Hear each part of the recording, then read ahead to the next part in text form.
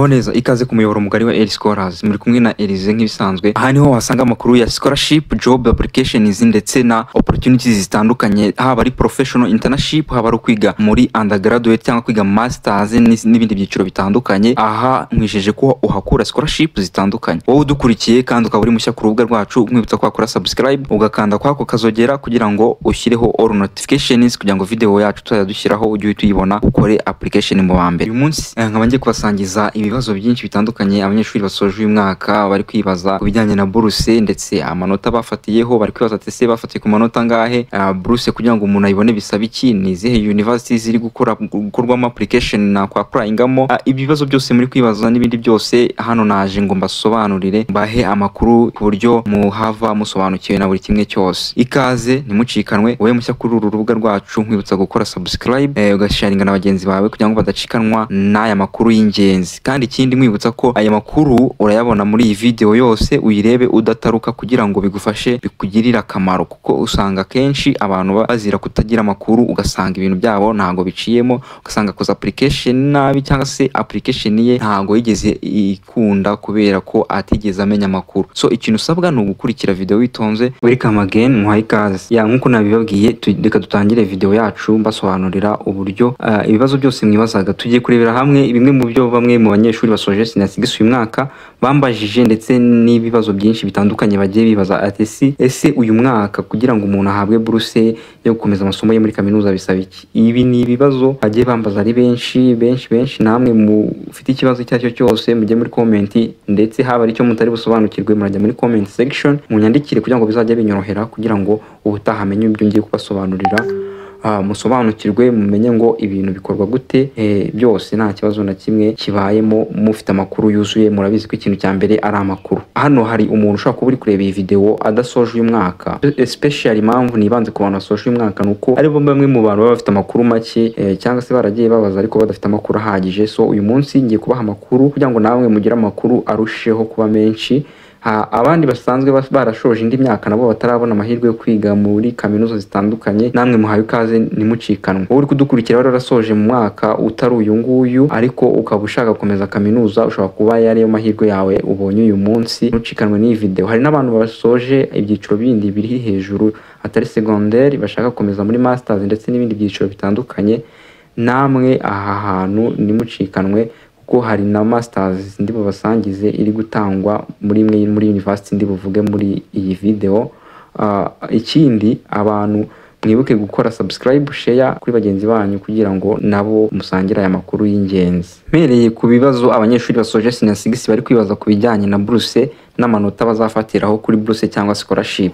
Abenshi bari kwibaza ati ese buruse bazafatira ku manota ngahe. Iki ni kibazo nagiye mbazwa n'abanyeshuri benshi, mube hano mbasobanurire ukuntu ibintu bimeze. Ni ukuvuga ngo buruse ubundi ntago hari amanota ari specific wahita uvuga direct ngo aya manota niyo fatizo niyo manota bazafatiraho, kuko hano biterwa na criteria ndetse na factors nyinshi zitandukanye bitewe na university ibyo iri gusaba abanyeshuri na purpose ya university n'impamvu runaka zifatika zituma iyo scholarship iri gutangwa. So nibyo ngiye kubabwira musobanukirwe kugira ngo mujye mumenya ngo bimeze gute. Ushobora kuba ufite amanota uzi ngo ni make ariko ugasanga amanota yawe yaguhesha kwiga kaminuza kandi nziza, bitewe nuko ikintu cya mbere ari amakuru nkuko nagiye mbibasangiza. Iyo umenya amakuru ugakora application ushobora guhabwa scholarship ukiga bikagenda neza. Urugero nabaha rworoshye nko muri University of Rwanda hari criteria bafite bagenderaho kugira ngo bahe umunyeshuri admission. So nkuko mubizi cyane muri benshi abantu basoje umwaka ari benshi cyane, rero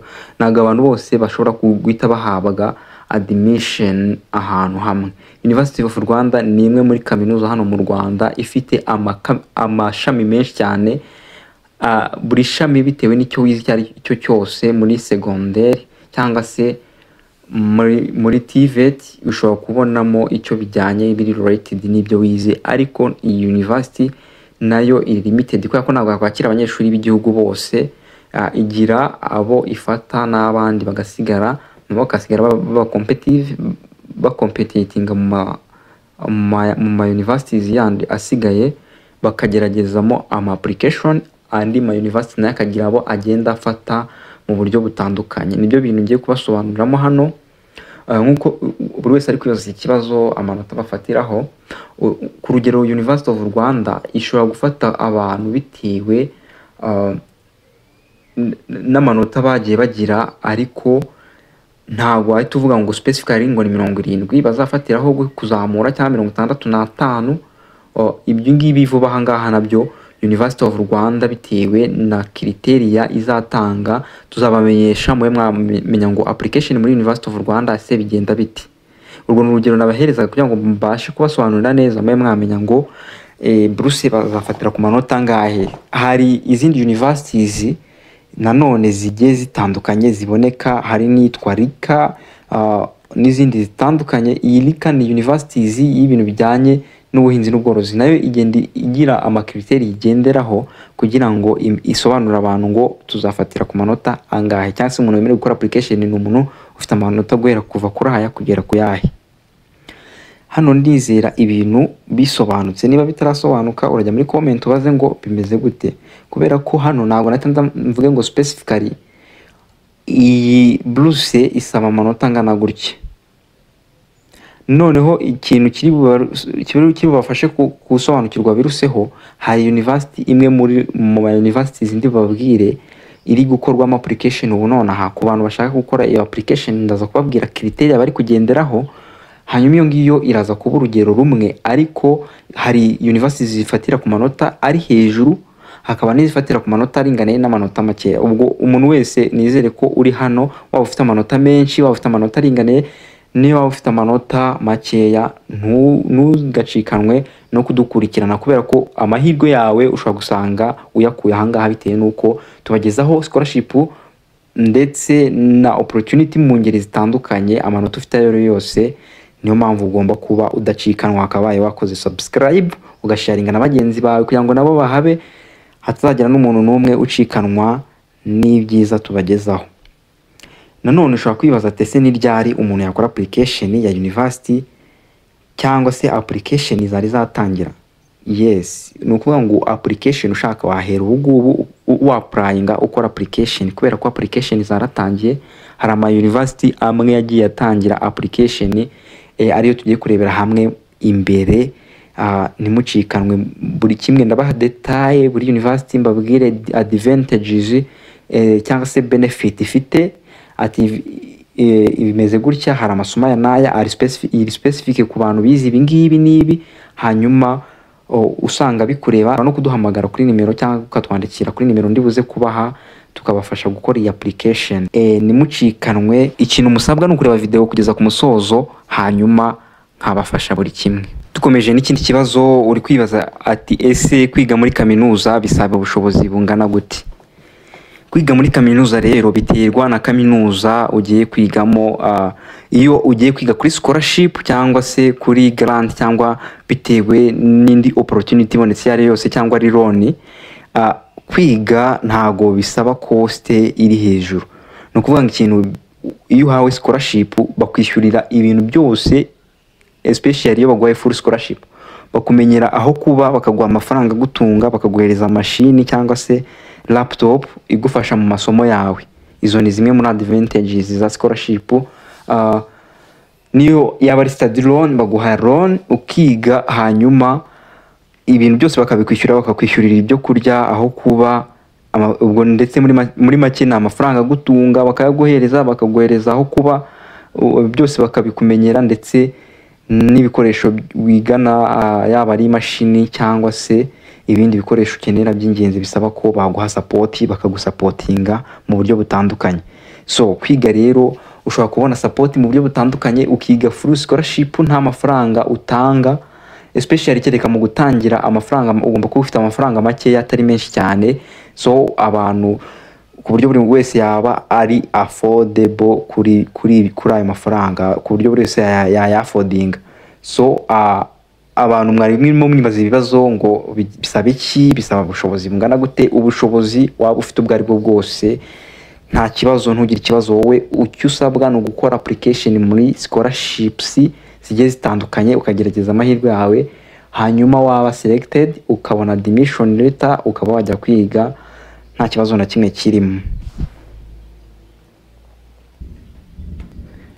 ushobora kuba uri kwibaza ati ese nakomereza amasomo mu yihe kaminuza cyangwa se university, ese ni izihe universities nakoramo application? Hano hari universities zitandukanye ngiye kubasangiza mwe mwakoramo application uyu munsi. Hari izifunguye, hari n'iziri closed. Ndabaha amakuru makeya kuri zo, nkaba nzabaha amakuru arambuye igihe zabaye open. Ndabaha amakuru make ari basic kugira ngo mumenye ko zihari nazo. Ni universities zitandukanye, mwumve ko mutagiye kuba mwasigara mutabonye opportunity, kubera ko opportunity zo zirahari. Ahubwo ikintu usabwa wowe no kumenya amakuru, hanyuma ukaba wagerageza gukora application uko bishoboka kose. Yes, here are the universities. So list of universities. Aya niyo ma universities ari mu Rwanda atandukanye ari gutanga scholarship hamwe andi akaba atari kwitanga. So ku mwanya wa mbere muri kubona nahashyize University of Rwanda. University of Rwanda ntago application ifunguye, application iri closed nkuko muri kubibona nabishyizeho hano mu ibara ry'umutuku. So application of Rwanda ndumva muri University of Rwanda ndumva nababwiyeho ibiyerekeye, mbabwira ko hafi y'amashami yose icyo wize cyose muri secondaire bafite ama options cyangwa ama faculties biri related. Ndizera nababwiyeho kuri University of Rwanda. Reka twe kwitindaho dukomeze n'indi yitwa Rwanda Polytechnic. So Rwanda Polytechnic ku bantu bose ibiri open, ku bantu batandukanye, ari abize general education ndetse n'abantu bize mu mativeti, especially abantu bize amativeti bafite ama faculties n'ama options menshi cyane ari related n'ibyo bize, cyane cyane abantu bize TVET. Icyo wize cyose muri TVET, iyo ushaka gukomeza mu cyiciro gikurikiyeho cya kaminuza, iyi kaminuza ya Rwanda Polytechnic niyo ushobora gukoreramo applications. Cyangwa se n'abantu bize muri general education ko bakaba bari interested cyane mu bintu biri related na technology ndetse n'imyuga itandukanye, ushobora ku applyinga muri Rwanda Polytechnic. Ariko nagiye bivuga ntago umubare w'abantu basoje umwaka bose, nubwo ntigeze mvuga ngo amanota fatizo ari specific naya, nababwiye ko bagenda bagendera kuri criteria zitandukanye. So nzazibamenyesha vuba ahangaha. Ndabizeza ko amakuru ari ku gihe, bagenda batanga specific criteria zo kibitanga. Rero nzazibatangariza mwe mwakoramo ama application. Ku bantu bashaka baba bari interested na mwese mwateye uko abantu mwese mwakoze uyu mwaka ndetse abantu dukanye cyane, ntago bose iyi university yabona ubushobozi bwo kubakira. So niyo mpamvu mba ndi kubabwira ko hari n'izindi universities nzagiye mukagerageza application mukajya kwigayo. Hari n'indi yitwa Rwanda Institute and Conservation Agriculture cyangwa RICA. Iyi ngiyi cyane izwi ku izina rya RICA. Ni university igira ibintu bijyanye n'ubuhinzi n'ubworozi. Iyi nayo yakira abantu batandukanye bize muri general education na bamwe mu bize muri TVET, especially ama food and beverages ndetse na culinary art n'izindi options zitandukanye. Ikintu musabwa nuko muzajya muba hafi, mukaba mudukurikirana kuri YouTube channel yacu, amakuru agitangazwa tuzabagezaho n'abantu bari mu magroupe yacu ya WhatsApp. Mbizeza ko amakuru muyagezwaho ku gihe kugira ngo muhite mukora application mu ma universities. Aya ma universities igihe azahita atangira gukora application agifungura, nzahita mbamenyesha agifungura. Muri kubona ko ubu ngubu nababwiye ko application ziri closed nkuko muri kubibona mu ibara ry'umutuku nagiye mbyandikaho. Tumanutse gato none hano hari ama universities nagiye nkora highlight. Ama universities na highlightinze aya yose ama application arafunguye. Duhereye kwitwa African Leadership University cyangwa se ARU. Iyi university nziza cyane, ngiye kubabwira ibintu biyerekeyeho. Abantu bashaka gukora iyi application iri open, mushobora kutwandikira kuri WhatsApp kuri namba ngiye kubahereza, tukaba twabafasha gukora application, cyangwa se mukaba mwahabwa link mukiyapplyingira muri university mushaka muri izi ziri open yayo yose. Hari ni yitwa University of Global Health Equity. Ngiye kubabwira tese iyi university iri kureba bande basoje mu biki, hari ayahe ma options ku bantu bashaka kujya kwigayo. Tunyarukiye ku rubuga rwa African Leadership University nkuko nababwiye ko ho application iri open ku banyeshuri bose, haba abasoje uyu mwaka ndetse n'indi myaka yatambutse. So ubu ngiye kubereka bimwe mu bintu byerekeye kuri ARU. Ese ARU bimeze gute? ARU nkuko mubizi yakira abanyeshuri batandukanye, even n'abari hanze y'u Rwanda nko mu Burundi ndetse n'ibindi bihugu biduturanye, especially cyane abantu bo mu Rwanda nibo bantu ikunda kuguhereza scholarship. So tugiye kurebera hamwe ngo ni iki gisabwa kugira ngo mbe nakora application muri African Leadership University, naba mfite amanota ngahe. Iyi university ni imwe muri universities zidasaba amanota menshi cyane. Ku bantu muzi ko mwese mufite amanota, ubundi dore ku myaka ishize yajyaga isaba nibura 2 principal pass niwe muntu wabaga wemerewe gukora application. Ku bantu badasobanukiwe 2 principal pass nibura ni umuntu wabaga ufite C ahantu habiri cyangwa D cyangwa C na D. Uwo niwe muntu wabaga wemerewe gukora application. Mwumva ko itasabaga amanota menshi cyane. Ubwo namwe mube hafi hanyuma mbabwire criteria n'ibisabwa byose na advantage zayo cyangwa se benefit. Yes, nkuko muri kwibona iherereye mu mujyi wa Kigali. Iyi university ku bantu bayumvishe bwa mbere hariya niho iherereye nkuko mubibonye. Ku bantu mutabibonye neza, dore university iherereye mu mujyi wa Kigali. Iyi ni imwe mu nyubako yaho ayaba n'abanyeshuri baho bagiye batandukanye. Muri African Leadership Universities hari ama options cyangwa se ama faculties yageze kuri abiri. Iya mbere ni yitwa Bachelor and Honors in Entrepreneurial Leadership, cyangwa BEL mu magambo ahinnye. Hakaba niyo bita Bachelor with Science Honors in Software Engineering cyangwa se BSE. Izi nizo options ziri available. Ese izi options uko ziri available zireba bande, especially ninde muntu wakoramo application. Ese ninde muntu wemerewe gukora application? Ese ni ibiki bisabwa kugira ngo mbe nakora application? Reka tubirebere hamwe. So kaduhere kuri entrepreneurial leadership. Admission eligibility requirements for bachelor entrepreneurial leadership. Cyambere ugomba kuba wujuje, ugomba kuba warasoje national secondary school exam ukagraduatinga from secondary school, ukaba ufite certificate. Ushobora kuba ufite diploma cyangwa se ku bantu batarabona diploma, ama result slip yanyu. Hano ama result slip yanyu azakoreshwa, azabakenewe. Iyo rero uri gukora application muri iyi faculty ya Bachelor of Entrepreneurial Leadership, ushobora kuba warasoje muri NESA cyangwa REB cyangwa WDA. Impamvu mvuze cyangwa REB, NESA cyangwa REB ni abantu bize kuri za promotion. Rwanda Education Board ariyo yari gikontorora byose. So abantu mwasoje aho mwese mwemerewe kuba mwakora iyi application. Ku bantu bize hanze bo ushobora kuzana equivalence hanyuma nawe ukaba wakora application. Icya kabiri hari iyo bita CEFR B2 level cyangwa se English proficiency ya CEFR B2 level. Iyi English rero hano nimwigireho ikibazo. Ku bantu bakora application muri ARU bajya batanga chances, wamara gukora application yawe bagatanga amahirwe kujya gukora English, mugakora iyo English. Mwamara gukora iyo test, abantu bapasinze test bakabahereza certificate, then bakaba bakliarinze ikibazo cya certificate y'icyongereza. Iyi ni test bakora isuzuma urwego icyongereza cya buri muntu kiriho. Ikintu cya gatatu kindi bagenderaho iyo bari gutanga admission ku muntu waprayinze muri African Leadership University, nuko yarapasinze nibura amasomo 3 cyangwa se amasomo arenza 3 bitewe n'ibyo wiga mu buryo bukurikira.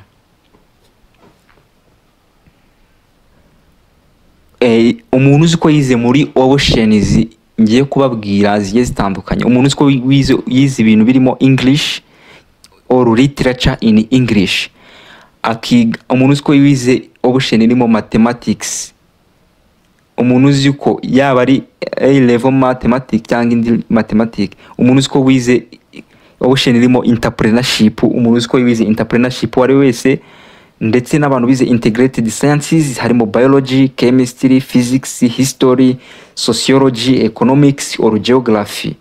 Abo bantu bose icyo usabwa no kuba waratsinzemo nibura amasomo 3 muri ayo ngayo. Ntago ba specifyinze ngo na manota ngaho uzaba waragezemo, ariko niba ufite mu minimum ufite mo D muri buri somo, D na C cyangwa se D, wakora application, wagerageza amahirwe yawe. Application wayikora application nta kibazo. Hanyuma hano kuri kane nicyo basobanuraga neza, ushobora kuba ufite nibura C cyangwa irenzeho, ufite C cyangwa ufite B cyangwa A mu masomo nibura 3 wa selectings. Ikindi bavuze hano, ushobora kuba udafite C ariko ufite D, kigenda bite? Ushobora kuba ufite C cyangwa se mu buryo babisobanuye, nk'urugero hano batanze bazuti umunyeshuri ashobora kuba afite result slip ye iriho nka B mu cyongereza ariko yaragize D muri media studies, urugero akagira nka C muri Spanish, kugira ngo bamuconsideringe. Ashobora kugira nka urundi rugero nabaha, ashobora kugira nka C mu mibare akagira nka B ahandi hantu nko muri physics, cyangwa akagira na D muri chemistry, akaba yaba admitted. So abantu mutari gusobanukirwa ku bintu bijyanye n'aya manota, ushobora kujya muri comment mukambaza ku bindi bisobanuro, ndaza gutanga contact mwe mwanya approachinga mbe nambafasha. Ku muntu ushaka kwiga muri bachelor in software engineering, nawe kriteria zindi zose zibanza ni zimwe kugera ku ya gatatu, niho bita bitandukana. Ku ya gatatu ahantu bitandukana nuko ira ya mbere abantu hafi ya bose baba rabize muri TVET, nabize muri general education bakoramo application, ariko itandukaniro where software engineering na entrepreneurial leadership bitandukaniye nahangaha. Hano ugomba kuba nibura warize amasomo harimo mathematics, cyangwa se umuntu wize computer science subjects harimo computer engineering, cyangwa yarize computer forensics, computer networking, computer programming, cyber security, database administration, information technology, umuntu wize information technology cyangwa se software engineering, umuntu wize web development, umuntu wize algorithms and data structures.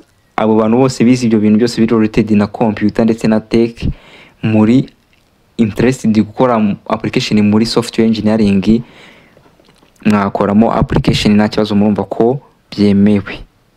Abantu bize physical sciences arimo integrated science, biology, chemistry or physics, namwe mwemerewe gukora iyi application rwose nta kibazo, nkuko muri kubisoma hano kuri uru rubuga, nkuko ndi kukubwira wowe uri kudukurikirana uri kubibona hano. Kuri criteria ya 4 naho bitandukaniye n'ibyo nababwiraga. Niba uri umuntu wagize C na D, uwo muntu yemerewe gukora application akagerageza kuba yareba uko bigenda, akaba yaba admitted. So kugira ngo ubone full scholarship rero ni process ya application ikoze neza, ushobora kuba wabona application, ushobora kuba wabona full scholarship, then ukaba wajya kwiga muri African Leadership University. Tunyarukiye ku rubuga rwa Global University of Global Health Equity, turaza turebere hamwe se ni ibiki bisabwa kugira ngo ube wakora application muri University of Global Health Equity.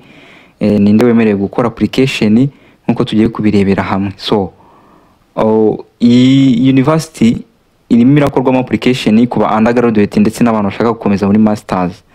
Kwa bashaka gukomeza muri masters, namwe ndababwira ati ibisabwa ni ibihe kugira ngo umuntu akoremo application, ndetse namwe mushaka gukomeza undergraduate musoje sinasiga uyu mwaka, ese ni nayahe manota bafatiyeho.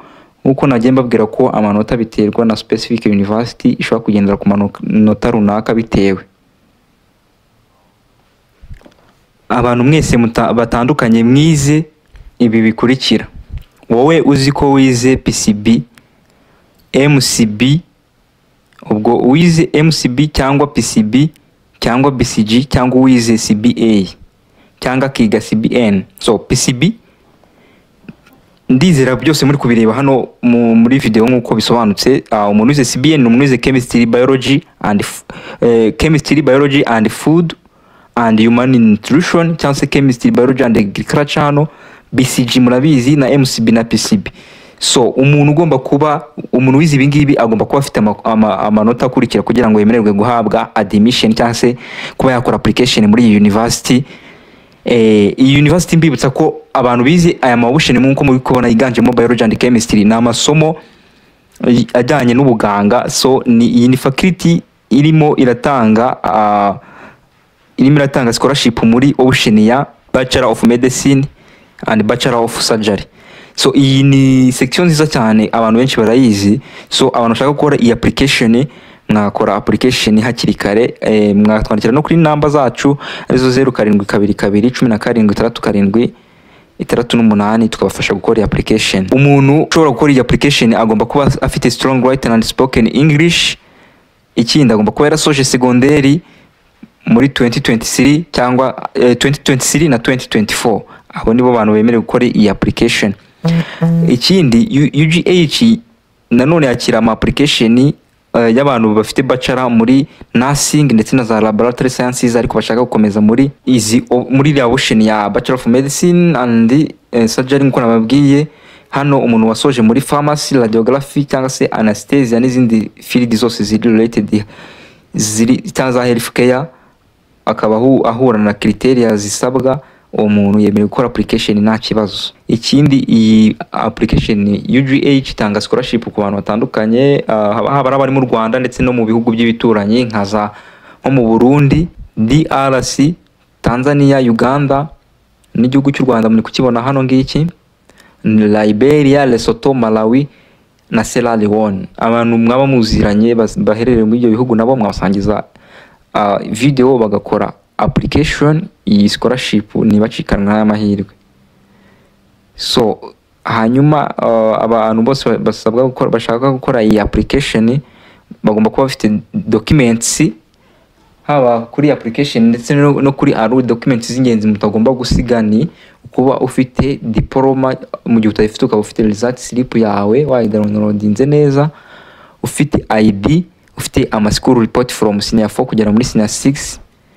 Izo nizo document mwagakwiye kuba mwegeje hafi, hanyuma tugatangira kubafasha gukora application. Iyi application ikindi izarangira mu kwezi kwa mbere, iri open kugeza mu kwezi kwa mbere. Abantu bashaka gukora application ukaba waragize nibura guhera ku manota 75 kuzamura. Muri biology ufite 75% no muri chemistry 75 kuzamura na subject 75.